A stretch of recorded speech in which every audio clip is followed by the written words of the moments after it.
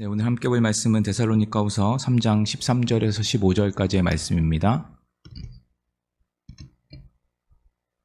네, 데살로니가후서 3장 13절에서 15절까지의 말씀입니다. 제가 봉독해 드리도록 하겠습니다.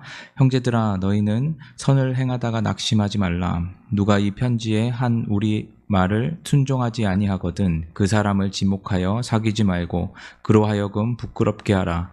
그러나 원수와 같이 생각하지 말고 형제같이 권면하라. 아멘. 지난번 우리는 게으름과 전통을 지키지 않는 자들에 대한 바울이 이야기하는 경계해야 되는 것들을 여러 번에 걸쳐서 함께 살펴보았었습니다. 바울은 외적인 부분, 일하지 않고 먹는 자들, 그들의 문제에 대해서 바울은 계속해서 지적하고 경계해야 할 것들을 이야기했었습니다. 이것은 단순히 그냥 보여지는 외형적인, 표면적인 것만을 이야기하는 것이 아니라고 말씀드렸습니다. 우리가 하나님의 말씀을 기준으로 두고 살아가고 있는가를 우리들은 함께 보아야 한다라고 말씀을 드렸었습니다. 우리가 이렇게 살아가야 하는 이유, 우리가 하나님의 사랑을 받은 하나님의 자녀, 그리스도인이기 때문입니다.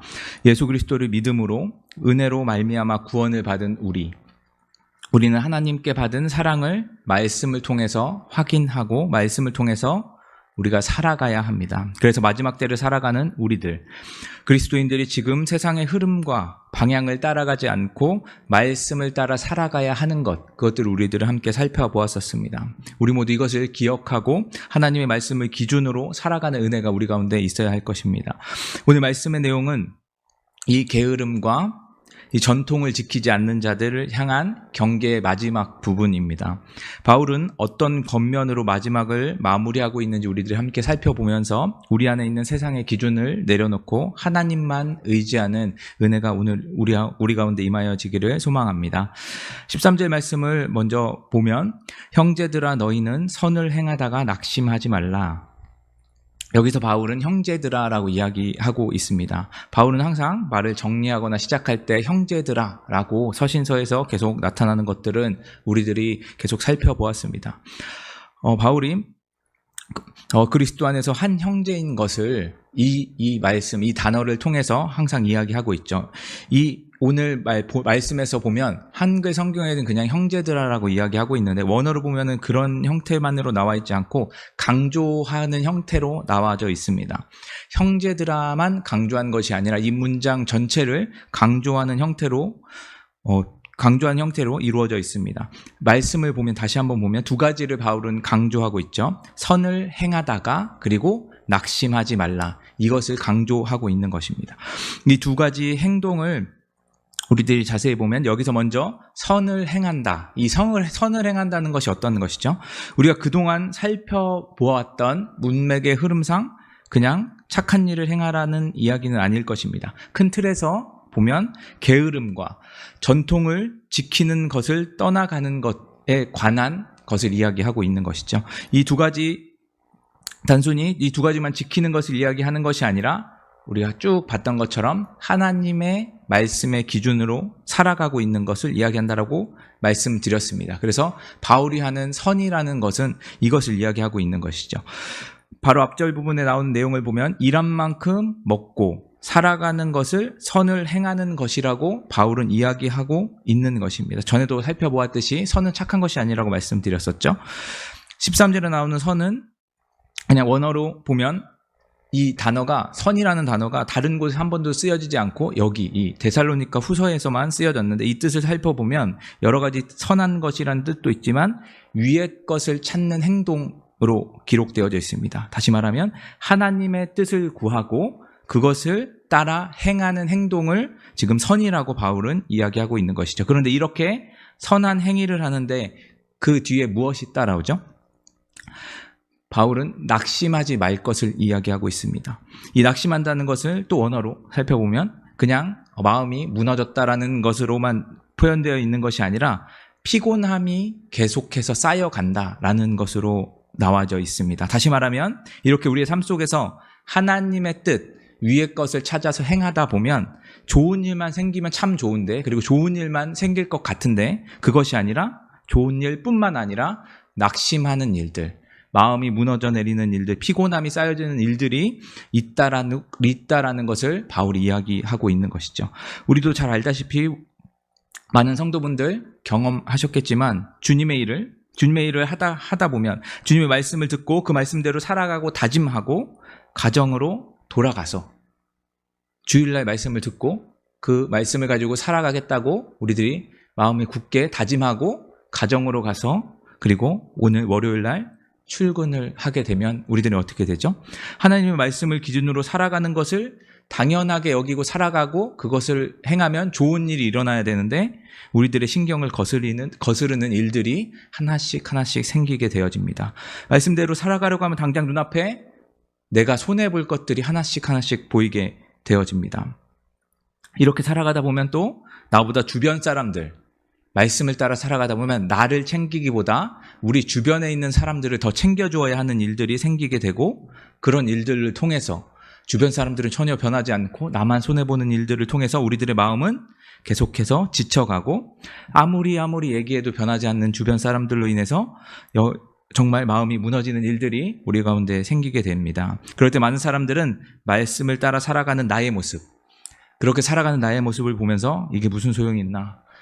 내가 뭘 잘못했길래 이렇게까지 되어지는가 하는 마음이 우리 가운데 생기곤 합니다. 그러다 보면 우리도 모르는 사이에 우리 육체 그리고 정신, 피로감이 쌓이게 됩니다. 그리고 주일에 들었던 말씀을 듣고 우리가 다짐했던 것들이 어느 순간 무너져 내리고 우리의 믿음이 약해져 나아가기 쉽습니다. 지금 데살로니가 성도들은 마지막 때를 살아가고 있다는 걸 우리들이 함께 보았었죠. 하나님의 말씀을 듣고 그들은 고난을 겪어 나가고 있습니다. 견디어내고 인내하면서 나아가고 있습니다. 그런데 상황은 어떻게 되죠? 아무리 참고 인내해도 상황은 좋아지지 않고 더욱더 나빠져 갑니다. 같이 있던 지체들, 그들은 게으름에 빠지고 있는 것들, 전통을 따르지 않는 것들을 계속해서 보게 되어지죠. 그런 모습을 보면서 그런 상황 속에서 데살로니가 성도들, 그들이 마음이 어떻게 될까요?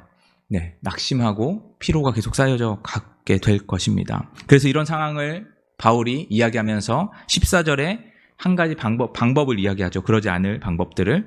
그 14절 말씀을 우리가 함께 보면 누가 이 편지에 한 우리 말을 순종하지 아니하거든 그 사람을 지목하여 사귀지 말고 그로 하여금 부끄럽게 하라. 여기서 말하는 이 편지에 한 우리 말이 그냥 서신서라고 생각하시면 됩니다.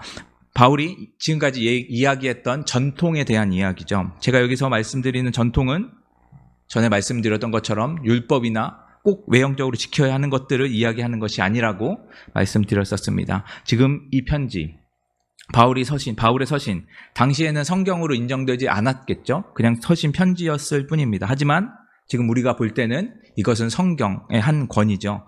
바울이 자신의 편지를 성령의 감동을 받아서 적고 그것이 지금까지 내려오는 성경의 말씀들, 구약의 여러 가지 것들과 합쳐져서 하나님의 말씀이 되어지는 것, 그것이 바로 전통이라고 말씀드렸습니다.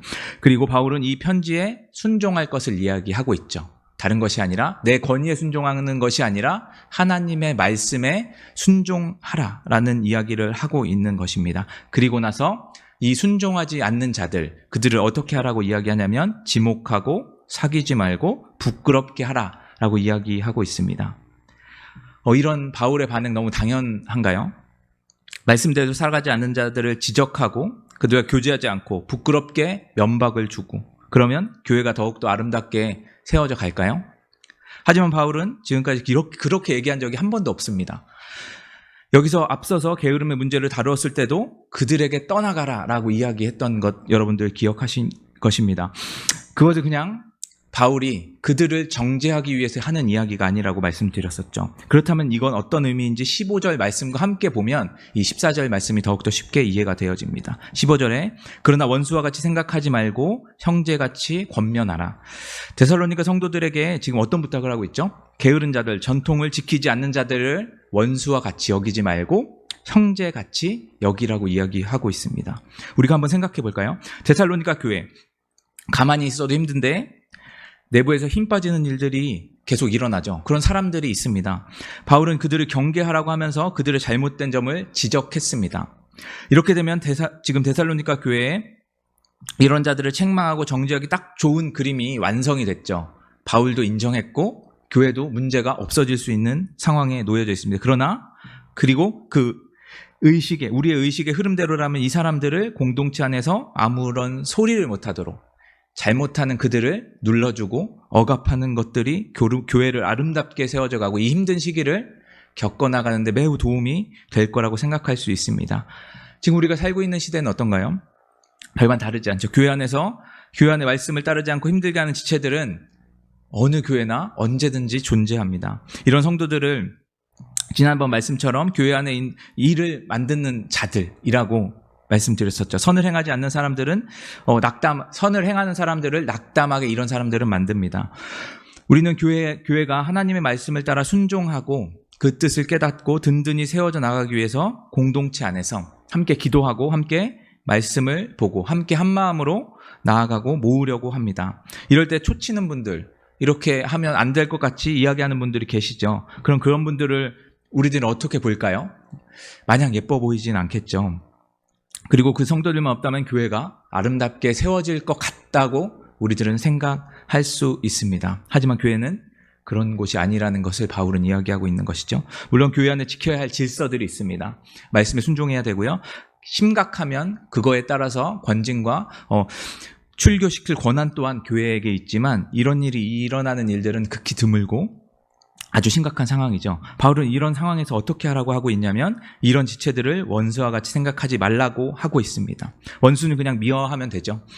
좋아하는 것이 하나도 없는 정 떨어진 사람들, 그들을 원수라고 합니다. 그런데 그런 사람들이라면 앞에서 말씀드린 것처럼 지적하고 정죄하는 것이 너무나도 마땅합니다.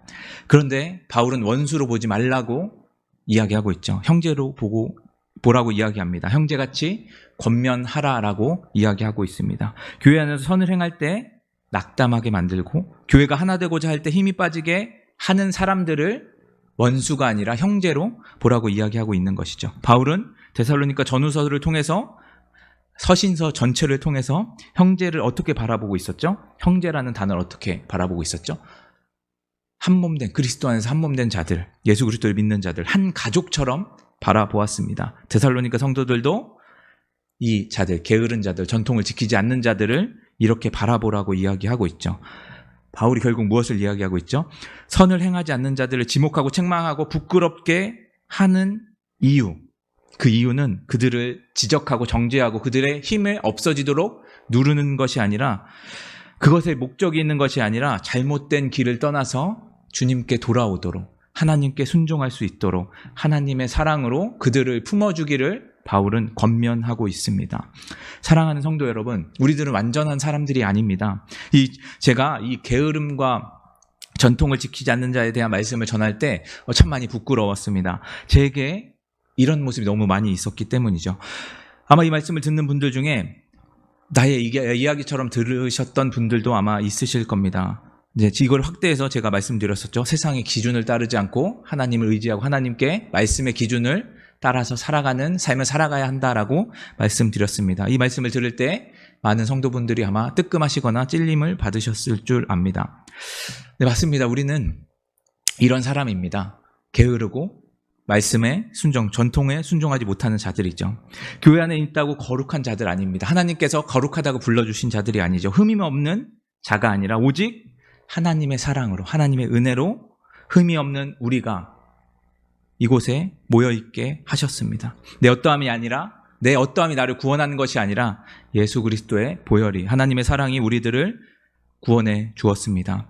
이 구원함이 우리 교회를 이루게 했습니다. 하나님의 사랑이 예수 그리스도 때문에, 말씀 때문에 그 안에서 우리가 교회가 되고 한 몸이 되었습니다. 그래서 우리들은 서로 정죄하고 책망하는 것이 아니라 우리가 실수했을 때라도 아직 죄된 습관이 우리 가운데 있어서 그것이 우리들을 끌고 갈 때 옆에 있는 지체들, 그런 옆에 있는 지체들을 보면서 정죄하는 것이 아니라 그들을 지적하는 것이 아니라 그들을 지적할 때도 그들을 부끄럽게 할 때도 그들을 하나님의 사랑으로 한 형제로 바라보고 하나님께 돌아오게 하기 위해서 그들을 권면하고 바라보아야 합니다. 마지막 때 사탄은 택한 자들도 미혹하게 합니다. 우리들 또한 거기에서 자유롭지 않은 자들임을 우리들은 기억해야 합니다. 그래서 우리에게 연약함이 있다면 더욱 공동체 안에 있어야 하고 전통을 따라 하나님의 말씀을 따라 하나님의 말씀을 기준으로 삼고 살아가려고 애쓰고 공동체 안에서 서로를 위로하며 힘을 얻는 것이 우리 공동체 가운데 교회 가운데 필요합니다. 사랑하는 성도 여러분, 그리스도인은 혼자만 잘하고 혼자만 기도 잘하고 말씀을 많이 읽고 혼자만 예배 잘 드리는 자를 그리스도인이라 칭하지 않습니다. 하나님이 우리에게 주신 사랑, 그 사랑을 기억해서 하나님을 사랑하고 이웃을 사랑하는 자를 그리스도인이라고 말합니다. 예수님께서 피로 사신 교회를 내 몸처럼 여기고 함께 지체들과 함께 내 몸과 같이 한 형제와 같이 여기고 그들을 마지막 때 신앙이 흔들릴 때, 믿음이 흔들릴 때 그들을 붙들어주고 그들과 함께 교회 안에서 자라가도록 힘쓰는 것, 그것이 바로 참된 그리스도인입니다. 우리는 마지막 때 그리스도인으로 살아가야 합니다. 그리고 그리스도인으로 바르게 자라나가야 합니다. 내가 완벽한 것이 아니라 주님께서 완벽한 분이심을 기억해야 합니다.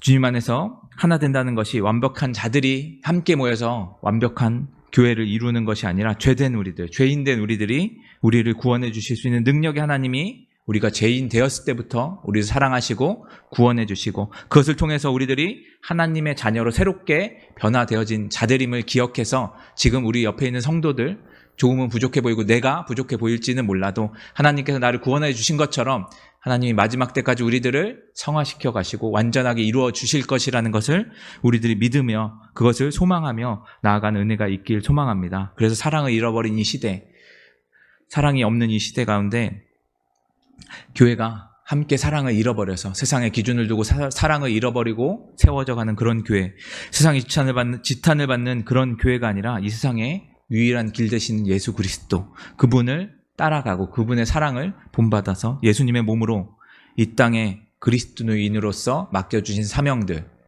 그것들을 교회 안에서 그리고 우리의 일터, 삶의 영역 안에서 그 사명들을 감당하고 하나님의 사랑을 나타내고 품고 전하는 은혜가 교회 가운데 그리고 우리 한 사람 한 사람들의 성도 가운데 임하여지기를 소망합니다. 오늘 말씀을 생각하면서 함께 기도했으면 좋겠습니다. 네, 제가 계속해서 말씀드리는데 우리들 그리스도인입니다. 그리스도인이라면 그리스도인답게 살아가야 되죠. 그러나 그리스도인은 나 하나 잘 되는, 나 하나 바른 신앙을 가지고 살아가는 자들을 그리스도인이라고 말하지 않습니다. 바울이 이야기했던 것처럼 그들을 정죄하고 권면하고 그들의 문제가 있을 때 지적할 수는 있지만 다른 어떤 것보다 그 모든 것을 행하는 기준, 그 안에 하나님의 사랑이 있어야 합니다. 그리스도인으로서 우리가 하나님의 사랑을 품을 수 있도록 허락하여 주시옵소서. 우리 교회가 하나님의 사랑으로 하나 되어질 수 있는 은혜가 있게 하여 주시옵소서. 오늘 말씀을 가지고 함께 기도하며 나아가도록 하겠습니다. 기도하시겠습니다. 주여 아버지 하나님, 우리들 가운데 주님의 사랑을 너무나 많이 부어주시고 주여 아버지 하나님의 사랑을 의지할 수 있도록 허락하여 주시고 참으로 감사드립니다. 하지만 우리들 가운데 하나님의 사랑을 의지하는 것보다 아버지 하나님 우리들의 죄된 마음과 속성들이 아버지 우리들이 이끌어 나갈 때에 아버지 하나님 그것을 정죄하고 나는 잘난 것처럼 나는 더욱더 거룩한 것처럼 우리들이 나아갈 때가 참 많이 있습니다. 주여 아버지 하나님 우리들의 모습을 내가 다시 한번 바라볼 수 있도록 허락하여 주시옵소서. 내가 죄인임을, 내가 구원받은 자임을, 나의 능력이 아니라 주님으로 말미암아 구원받은 자임을 내가 기억할 수 있도록 허락하여 주시옵소서. 그래서 아버지 하나님 우리들이 아버지 하나님께 나아갈 때, 아버지 교회로 나아갈 때 아버지 하나님 우리들이 다른 어떤 것으로 바라보는 것이 아니라 나를 먼저 아버지 하나님 앞에 낮은 자로 겸손한 자로 불러주신 아버지 하나님의 사랑을 기억하게 하시고 아버지 하나님 그것을 통하여서 다른 지체들, 옆에 있는 지체들 교회를 바라볼 수 있도록 허락하여 주시고 아버지 하나님이 그 아버지 하나님의 사랑을 기억하게 해주셔서 우리 가운데 다른 어떤 것보다 아버지 하나님의 사랑을 품고 그것을 가지고 남은 주변에 있는 자들을 사랑하고 권면하며 아버지 그들을 위로하고 그들을 아버지 하나님 그들이 주님 앞으로 다시 돌아올 수 있도록 우리들이 힘써 행할 수 있는 자들 되어질 수 있도록 주여 아버지 하나님 붙들어 주시옵소서. 그래서 바울이 했던 모든 말들 아버지 하나님 그 안에 아버지 하나님 사랑이 있음을 기억하게 하시고 아버지 하나님 그들이 아버지 하나님 주님께 돌아오기 위해서 아버지 하나님을 모르는 자들, 아버지 하나님을 깨닫지 못한 자들, 아버지 잘못된 길로 가고 있는 모든 자들을 아버지 하나님 앞으로 아버지 하나님의 길로 아버지 함께 갈 수 있게 아버지 그들을 사랑으로 인도할 수 있는 아버지 우리 되어질 수 있도록 우리 교회 되어질 수 있도록 붙들어 주시옵소서. 그래서 아버지 하나님이 소망이 없는 시대, 아버지 사랑이 없는 이 시대 가운데 아버지 하나님의 사랑이 정말 아버지 하나님 정답이 되어지고 유일한 길이 되어져서 아버지 하나님 그것만 들고 나갈 수 있는 아버지 하나님 그런 교회 우리들 되어질 수 있도록 붙들어 주시옵소서. 우리들 그리스도인인 것 아버지 하나님 믿는 참된 그리스도인들이 되어질 수 있도록 주 우리들을 붙들어 주시긴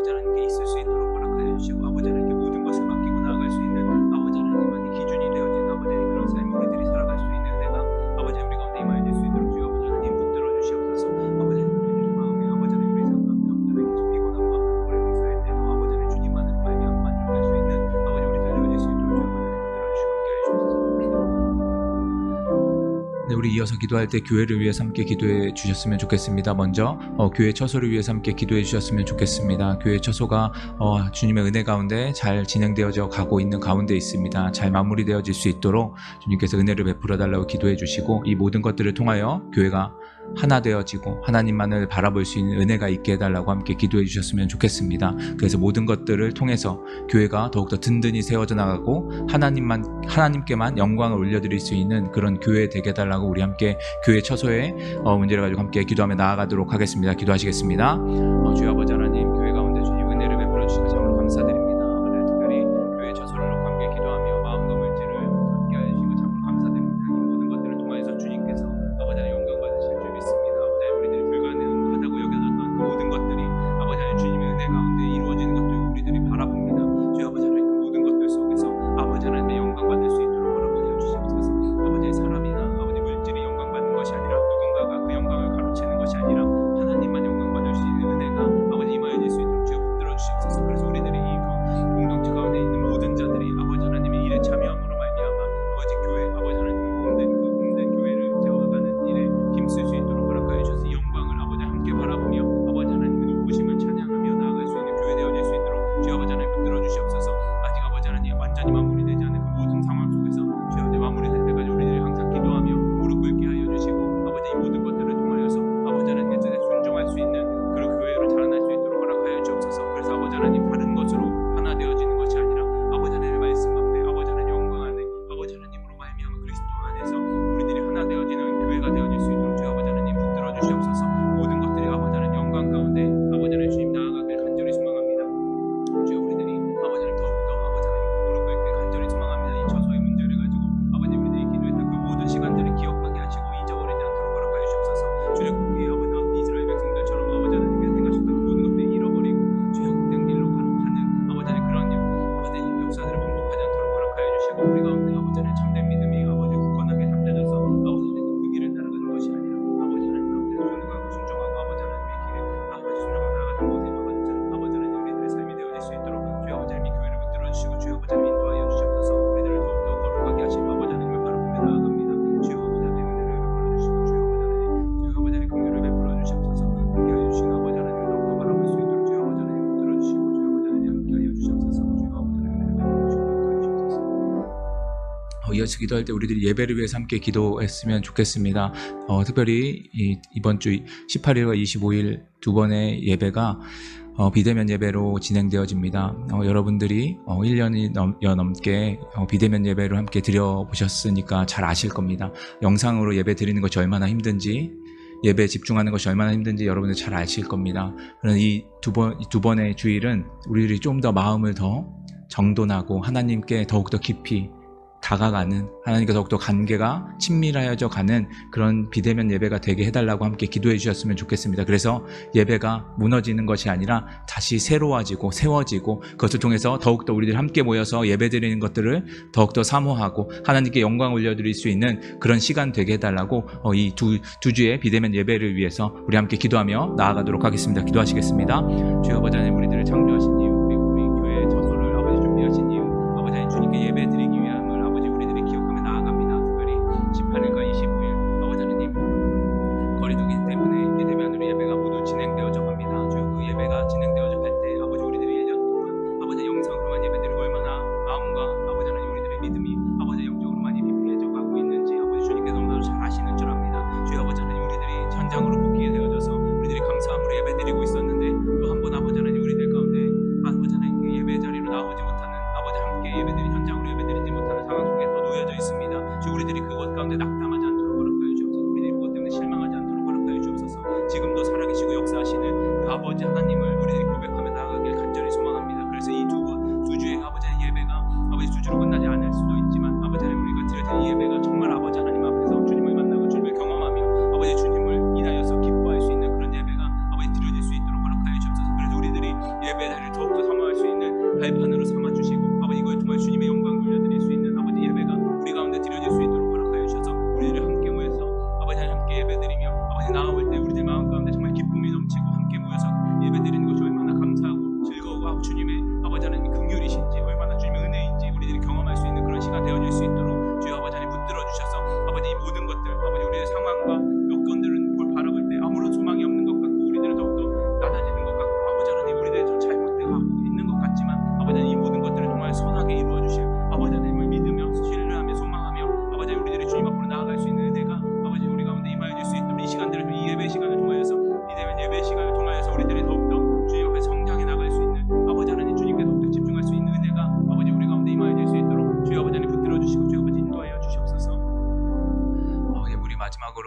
환우분들을 위해서 함께 기도해 주셨으면 좋겠습니다. 먼저 기도해 주실 때 김정희 성도님을 위해서 함께 기도해 주셨으면 좋겠습니다. 얼굴 가운데 있는 열이 모두 다 사라지고 불면증이 사라지고 특별히 영혼 가운데 구원의 역사들이 일어날 수 있게 해달라고 함께 기도해 주셨으면 좋겠습니다. 또 기도해 주실 때 안창남 집사님을 위해서 시술이 지금 8월 18일로 잡혀 있는데 시술이 준비되어지는 모든 과정과 시술되어지는 모든 일들 주님께서 붙들어 주셔서 안전하게 잘 시술이 마무리되어지고 회복되어질 수 있게 해달라고 기도해 주셨으면 좋겠습니다. 또한 전정님 집사님 어머님 또한 퇴원 후에 이제 다시 완전히 회복될 수 있게 기도해 주시고 화면에 나오는 지체들 그리고 또 이 외에도 많은 분들 영적으로 정신적으로도 육체적으로도 정제적으로 많이 힘들고 지쳐있는 지체들 참 많이 있습니다. 그분들을 위해서 함께 기도해 주시고 생각나는 분들을 위해서 함께 기도해 주시고 그리고 각자 가지고 나오신 기도의 제목 가지고 함께 기도하며 나아가도록 하겠습니다. 기도하시겠습니다.